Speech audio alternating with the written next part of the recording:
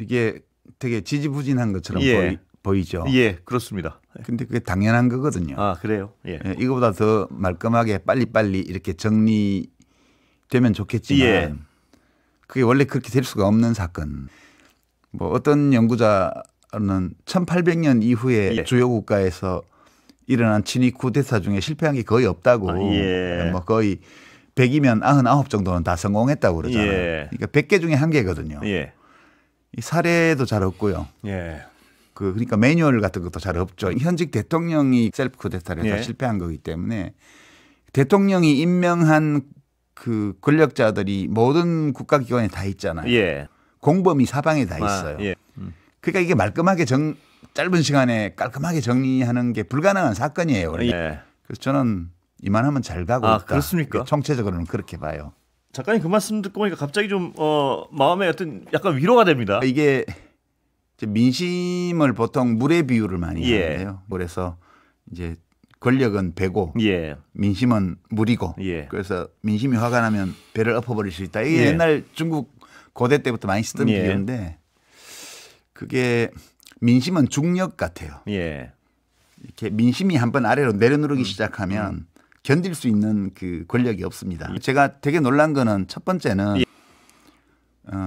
폭력으로 군대를 동원해서 정치적으로 생각이 다른 집단을 말살하려고 했던 시도에 대해서도 그거 잘했다라고 말하는 사람이 2명 중에 1명 있다는 거예요. 지금 이거를 이제 정치학에서는 극우라고도 하고 뭐 여러 가지 말로 표현을 하는데 그러니까 민주주의라는 것은 공존의 규칙이거든요. 인간이 오랜 문명사를 통해서 서로 생각이 다르고 이해관계가 다른 개인들과 집단이 어떻게 서로 죽이지 않고 공존할 거냐.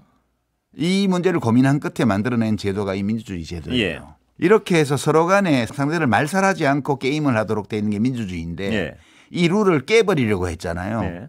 윤석열 대통령이. 근데 이거를 별 문제 없다 잘했다라고 얘기하는 사람이 내 가운데 하나가 있다는 것은 굉장히 위험한 거예요.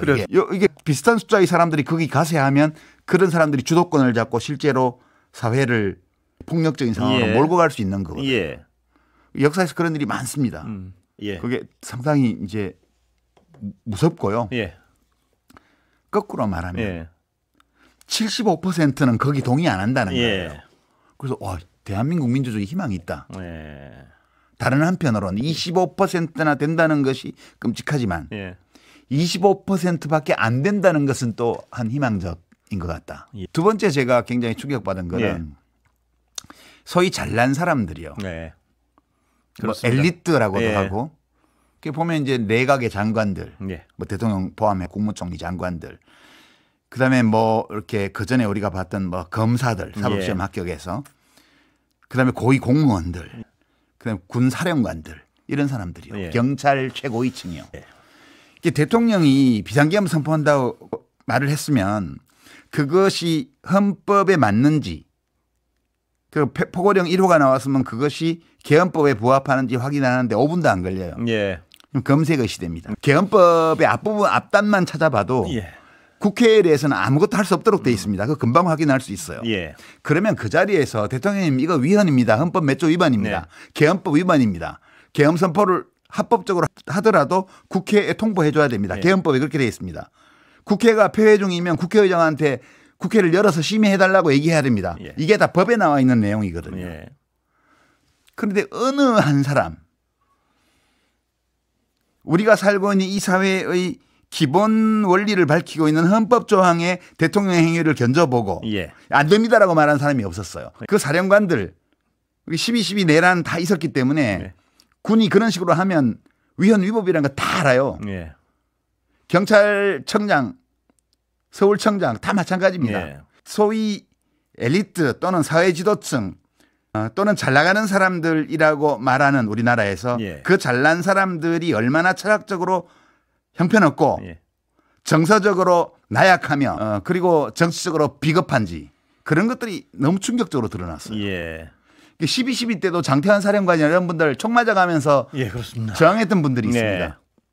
이게 지금 45년이 지났는데 이게 뭐냐는 거예요. 혹시 그 생각도 해보셨습니까? 왜 그들이 45년 전에도 그렇게 저항하는 사람이 하나는 있었는데 왜 이 근대화되고 우리가 현대화되고 이 세상에서 왜 그런 사람들 더 없어졌나요? 이제 그 예전에 읽은 책 중에 군중심리라는 책이 있는데요. 귀스타프 르봉. 예. 거기 보면 군중이 개방형 군중이 있고 폐쇄형 군중이 예. 있습니다. 개방형 군중은 아무나 들어와서 군중을 형성할 예. 수 있는 거고 이 엘리트 그룹들은 소위 엘리트 그룹들은 폐쇄형 군중이에요. 예. 그 국민의힘당 국회의원들 108명. 그다음에 내각 구성원 한 20여 명. 예. 고위 경제 관료들 이거 다 폐쇄형 군중들이에요. 대개 폐쇄형 군중의 특징 중에 하나가 그 군중을 구성하는 개개인보다 그 군중 집단 전체는 지적으로 더 저열하고 더 어리석은 행동을 많이 한다는 거예요. 개방형 군중은 때로 그 군중을 구성하는 개개인보다 훨씬 현명한 행동을 할 때가 있습니다. 그럴 때 역사가 확 진전하는 거거든요. 그러니까 저는 그 우리나라 소위 잘난 엘리트들의 행태를 보면 절망적인데 그 국회의 주요 인사들을 체포하러 간 방첩사의 체포조가 그 탄 차량이 시민들한테 막혀가지고 국회에 못 들어가서 못 잡았다는 거 아니에요. 그러니까 이 100이면 99 성공하는 현실 권력자의 셀프 쿠데타를 시민들이 국회에 쫓아와서 막았잖아요. 야당 국회의원들이 잽싸게 와서 헌법과 법률에 따라서 해제 결의를 했고요. 그 무서운 상황에서 대통령이 나와서 비상계엄 선포한다고 그러고 기본권을 전부 다 박탈하겠다고 선언을 했는데 계엄군보다 더 일찍 더 빠르게 국회로 쫓아가서 국회의원들이 그걸 할 수 있도록 시민들이 했잖아요. 대단한 거예요. 이거는 뭐 그 알리트들을 보고 있으면 대한민국 미래가 있나 하는 의심이 들다가도 그 계엄 선포 당일날의 영상이라는 걸 보고 있으면 콧날이 시큰해지면서 그래도 우리에게 희망은 있어. 그 엘리트들이 형편없는 것만큼 우리 시민들은 똑똑한 것 같아. 용감한 것 같아. 이런 느낌이 드는 거죠. 그래서 저는 이런 문제들에 대해서 우리가 앞으로 두고 좀 생각해 볼 필요가 있다고 봐요. 근데 제가 하나 여쭤보고 싶은 건 이 지금 저항하는 세력이 있지 않습니까? 다시 돌아갈 수 있구나를 믿는 거 아닌가? 혹시? 그게 폐쇄형 군중의 특징 중에 하나예요. 그러니까 자기들끼리 약을 나눠 먹는 거예요. 그러니까 이게 극우인데 어떤 극우냐면 극도로 우매한 집단이에요. 그러니까 너무 그거에 대해서 불안감을 느끼실 필요가 없어요. 그런데 제가 또 불안한 거 하나. 이 사법 시스템의 붕괴 같은 모습, 완전히 무정부 상태 같은 모습. 법원 판결을 비판할 수는 있죠, 누구든. 그렇죠. 그러나 그 판결을 난 마음에 안 들어, 난 못해, 이거는 안 할래, 이런 거 아닙니까 지금? 이런 어떤 사법 시스템의 완전한 어떤 부정. 사법 시스템의 붕괴 아니에요. 그냥 내란 세력이 지금 대들고 있는 거예요. 그렇습니다. 누가 다른 사람이 지금 우리 사법 시스템을 무너뜨린 게 아니고요.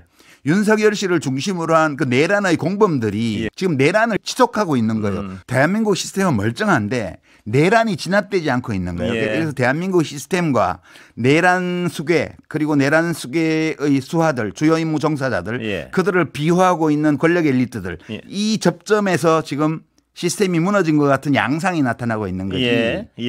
그들을 제외하면 나머지 대한민국은 다 멀쩡합니다. 특히 군과 경찰서 내부가 최상목 씨의 그런 부당한 지시를 거부한 거 이런 것들은 대한민국에 희망이 있다는 걸 보여주는 거죠. 근데 그 불안감은 내란이 저렇게 오랫동안 지속되는 상태가 우리 시스템이 허약한 거 아닌가 이런 어떤 불안감 때문에 그런 거죠. 현직 권력자가 최고 권력자가 국가의 그 물리적 강제력을 동원해서 자신의 정치적 목적이나 사적 이익을 달성하기 위해서 내란을 할 때 이 굉장히 취약합니다. 민주주의 제도 자체가. 우리만 그런 게 아니에요. 그래서요. 원래 민주주의 안에 있는 내부적인 허점이에요. 그래서 우리 헌법이 기가 막힌 게 현직 대통령은 국정 안정을 기하기 위해서 다른 범죄로는 형사소추 못하게 특권을 줬습니다. 근데 왜 내란죄와 외환죄는 예외로 해놨냐. 실제 그럴 일을 할 위험이 있기 때문에. 내란 상태가 이게 언제까지 지속될 것인가 도대체 이 불확실성, 이 상황 어떻게 풀려나갈 거라고 그러니까 예측하십니까? 내란 수괴가 직무는 정지됐지만 국가 폭력을 보유하고 있는 경호처와 등등의 병력을 주변에 깔고 있잖아요. 이런 조건에서는 내란이 종식될 수가 없습니다. 그러니까 내란이 종식되려면 내란 수괴를 체포해야 돼요.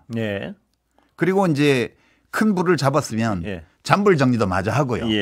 그렇게 돼야 끝나는 건데 시간이 좀 걸릴 것 같아요. 아 그래요? 그럼 충돌 가능성도 배제할 수 없다 이렇게 보시는군요. 그러니까 그 들어갔을 때 처음에 공수처하고 경찰이 들어갔을 때 그 경찰 쪽에서 그 경호차장을 잡아버리자고 했대잖아요. 잡았어야 되는 거예요. 지금 이게 이제 공수처는 검사라는 게 그러니까 시험 잘 봐서 검사 된 사람들이잖아요. 이게 무슨 마약 조직, 폭력 조직 이런 거 소탕해보고 막 칼 맞기도 하고 경찰하고 달라요. 책상 물림들이에요. 쫄은 거죠 가서. 그게 이해가 됩니다. 근데 경찰들은 본능적으로 아는 거예요. 이렇게 힘 대 힘으로 부딪히는데 저쪽의 우두머리를 제거해야 이제 오합지졸이 될 거 아니에요. 그러니까 앞으로 나왔을 때 잽싸게 잡아버렸으면 되는 거예요. 근데 이제 그거를 공수처 검사들이 뭘 하겠어요. 그렇게 해서 이제 지금 연장된 거고요. 지금 헌법도 법률도 아무 의미가 없는 집단이잖아요. 이건 경찰이 잘하죠. 검사 별거 아니에요. 우리가 이 엘리트들에 대해서 소위 환상을 버려야 돼요. 근데 윤석열 씨가 서울법대인데 헌법도 모르고 개헌법도 모르잖아요. 최상목 씨 코넬대 경제학 박사인데 그 논문 보면 우리나라하고 아무 상관도 없어요. 그러니까 이게 소위 엘리트라고 자처하는 사람들에 대해서 우리가 환상을 갖지 말아야 돼요. 별 차이 없습니다. 우리하고. 오히려 철학적으로 빈곤하고요. 정서적으로 굉장히 나약해요. 그래서 겁내지 말고요. 하면 됩니다. 그래서 저는 뭐 되리라고 보고요. 왜 저렇게 덤빌까요? 아니 지금 경호처는 경호처장, 차장 등등이 다 내란 공범이에요. 주요 임무 종사자예요. 그러다 보니까 윤석열만 지키는 게 아니고 자기 자신도 지키는 거예요, 저 사람들이. 그러니까 이게 어떤 논리도 어떤 법 규정도 안 먹히는 거예요. 그게 내란이에요. 그러니까 이게 지금 야당이나 일부 언론에서 내란이 지속되고 있다는 얘기를 계속 하는데 그 의미가 뭐냐면 바로 이 상태를 의미하는 거예요. 그러니까 내란이 지속되는 상황에서는 법을 무시하는 게 너무 당연한 거예요. 그러니까 이거를 끝내기 위해서는 국가의 압도적인 합법적 무력을 동원하지 않고는 좀 완화하죠. 국가가 보유한 합법적 강제력을 저 내란 세력의 물리력을 확실하게 제압할 정도로 동원하지 않고는 제압이 불가능합니다. 결국은 그걸 할 수 있는 건 경찰밖에 없어요. 윤석열이 보여준 모든 행태가 검찰총장으로서 그 모든 행태가 지금 하는 거하고 똑같아요. 다만 권한이 검찰총장에서 대통령으로 커졌기 때문에 그 전에 검찰총장일 때는 자기 직속 상관인 법무부 장관을 말하자면 가족 인질극을 벌이고 인간 사냥을 해서 감옥에 집어넣은 그거였다면 지금 대통령이 되니까 내란을 일으킨 거예요. 그러니까 똑같습니다. 국힘당의 국회의원들이 그걸 몰라서 이 사람을 후보로 만들고 대통령으로 모신 게 아니고 다 알면서도 자기 이익을 위해서 알면서도 한 거거든요. 저는 그렇게 보고 다시는 이렇게 이런 자를 알아보지 못해서 대통령으로 뽑는 오류를 우리가 범하면 안 된다. 그런 점에서 뭐 입에 쓴 약이 될 수도 있겠다. 제가 이제 그렇게 표현을 했는데 백분 토론 같은 데 나와서는 윤석열은 현실 세계의 권력자인데 자신이 구축한 가상세계 속에서 권력을 행사한다. 그러니까 윤석열의 가상세계가 있는데 그 가상세계는 극우 유튜버들이 이야기하는 내용과 거기 달린 댓글로 구성되어 있다. 근데 이 사람이 그냥 한 개인이면 그런 가상세계를 갖고 있어 상관없는데 그 가상세계에 입각해서 권력을 행사하는데 그것이 현실에서 문제를 일으키고 있다. 그 얘기를 계속 해왔습니다. 계속. 그러니까 이게 그렇습니다. 길어지면 길어질수록 대가가 이제 비싸지는 거죠. 어디 외신에 국민들이 내야 할 할부가 굉장히 비쌀 것이다 이 얘기를 하는데 청구서가 이제 자꾸 올라가는 거죠.